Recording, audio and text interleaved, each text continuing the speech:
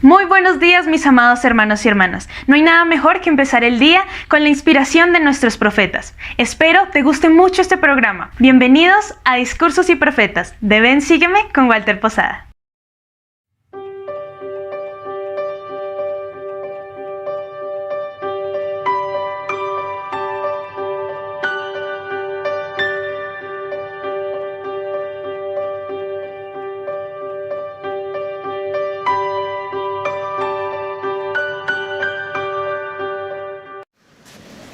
Thank you for that stirring anthem. La Biblia nos dice que Dios es amor. Él es la personificación perfecta del amor. Y nosotros dependemos en gran medida del alcance universal y de la constancia de ese amor.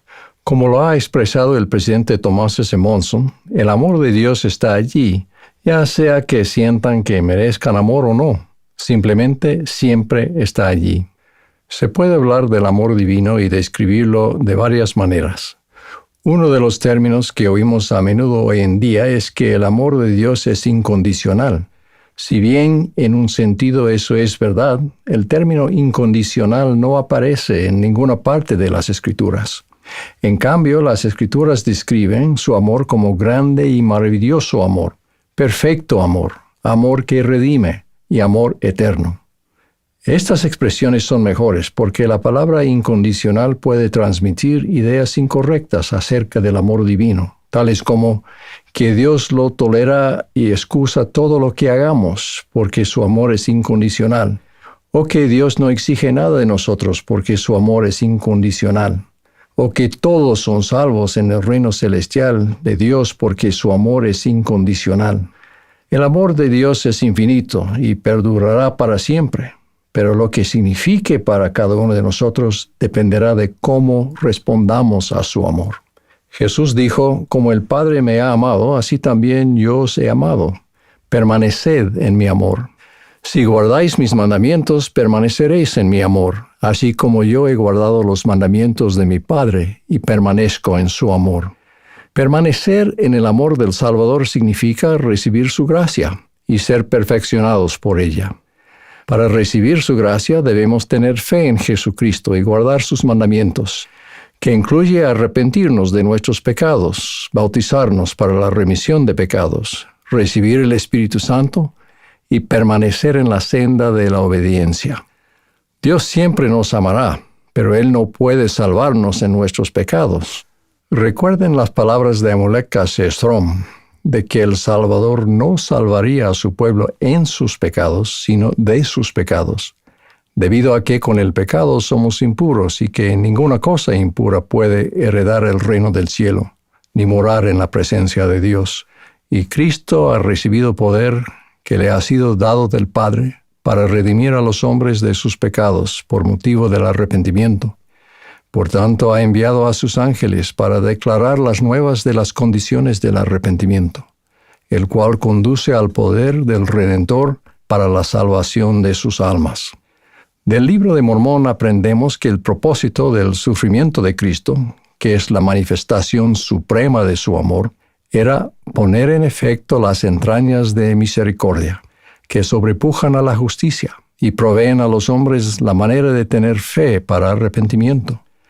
Y así la misericordia satisface las exigencias de la justicia y ciñe a los hombres con brazos de seguridad, mientras que aquel que no ejerce la fe para arrepentimiento queda expuesto a las exigencias de toda la ley de la justicia. Por lo tanto, únicamente para aquel que tiene fe para arrepentimiento se realizará el gran y eterno plan de la redención. El arrepentimiento es el don que Él nos concede, por el cual pagó un altísimo precio. Algunas personas argumentarán que Dios bendice a todos por igual, citando por ejemplo la declaración de Jesús en el Sermón del Monte. Dios hace salir su sol sobre malos y buenos, y hace llover sobre justos e injustos. Efectivamente, Dios hace llover sobre todos sus hijos todas las bendiciones que Él puede dar, todas las bendiciones que el amor, la ley y la justicia le permitan dar. Y Él nos manda que seamos igual de generosos. Sin embargo, las bendiciones mayores de Dios están condicionadas por la obediencia. El presidente Russell M. Nelson explicó, El resplandeciente ramillete del amor de Dios, incluso la vida eterna, incluye bendiciones para las que debemos llenar ciertos requisitos, y no es algo a lo que tenemos derecho siendo indignos. Los pecadores no pueden someter la voluntad de Él a la de ellos y obligarle a que les bendiga estando en pecado. Si desean disfrutar de cada flor de su hermoso ramo, deben arrepentirse. Más allá de declarar sin culpa y sin mancha a quien se arrepienta, con la promesa de ser enaltecido en el postrer día, hay un segundo aspecto fundamental que viene por permanecer en el amor de Dios.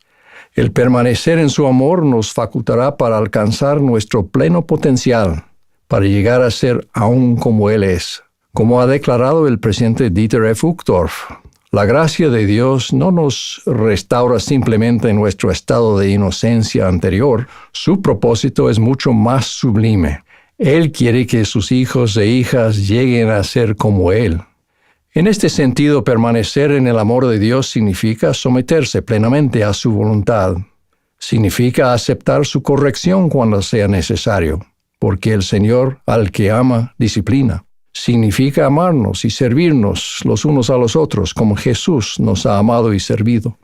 Significa aprender a obedecer la ley de un reino celestial a fin de que podamos soportar una gloria celestial. Para que nuestro Padre Celestial pueda hacer de nosotros lo que podemos llegar a ser, Él nos suplica que nos sometamos al influjo del Santo Espíritu y nos despojemos del hombre natural y nos hagamos santos por la expiación de Cristo el Señor y nos volvamos como un niño, sumiso, manso, humilde, paciente, lleno de amor y dispuesto a someterse a cuanto el Señor juzgue conveniente infligir sobre él, tal como un niño se somete a su padre.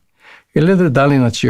explicó lo siguiente: el juicio final no es simplemente una evaluación de la suma total de las obras buenas y malas, o sea, lo que hemos hecho.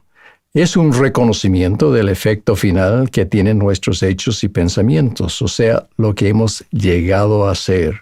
La historia de Helen Keller es una especie de parábola que da a entender la forma en que el amor divino puede transformar un alma que está dispuesta. Helen nació en el estado de Alabama, Estados Unidos, en 1880. Cuando apenas tenía 19 meses, contrajo una enfermedad que no estaba diagnosticada, quedándose sorda y ciega. Ella era extremadamente inteligente y sentía frustración tratando de entender y buscarle sentido a las cosas a su alrededor. Cuando Helen percibió los movimientos de los labios de los miembros de su familia y comprendió que usaban la boca para hablar, se enfureció porque no podía seguir la conversación.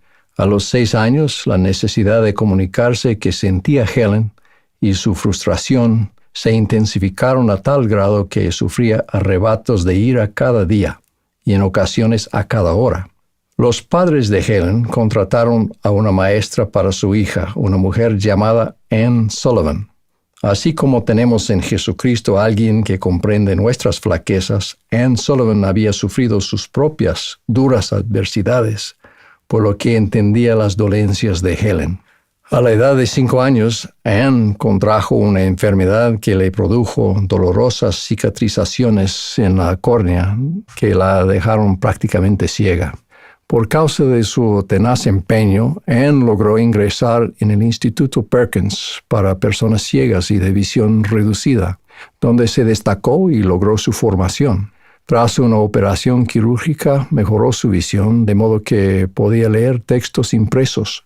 Cuando el padre de Helen Keller se puso en contacto con el Instituto Perkins para obtener una maestra para su hija, Anne fue seleccionada.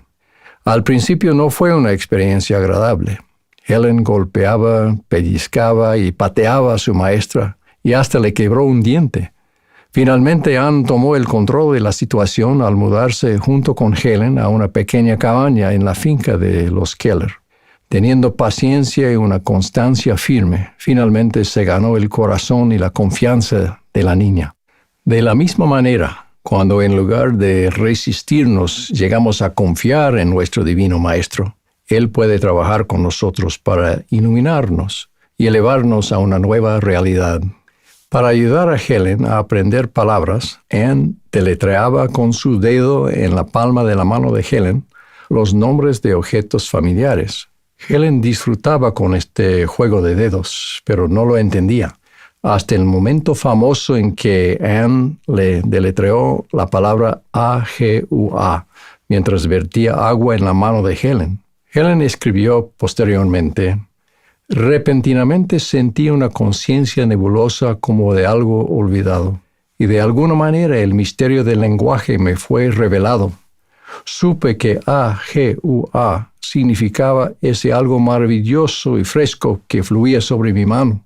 Esa palabra viviente despertó mi alma, le dio luz, esperanza, gozo y la liberó. Todo tenía un nombre, y cada nombre engendraba un nuevo pensamiento.